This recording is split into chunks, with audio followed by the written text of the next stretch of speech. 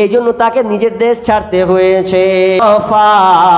জন্মভূমি ছাড়িয়া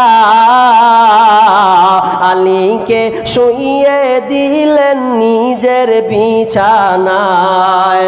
দয়ার নবী মুস্তাফা জন্মভূমি ছাড়িয়া আলীকে শুইয়ে দিলেন নিজের বিছানায়।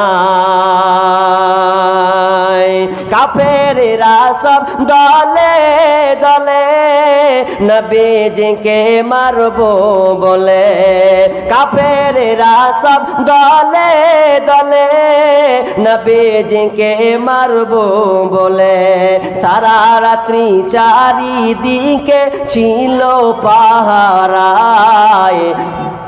আলীকে শুইয়ে দিলেন নিজের বিছানা।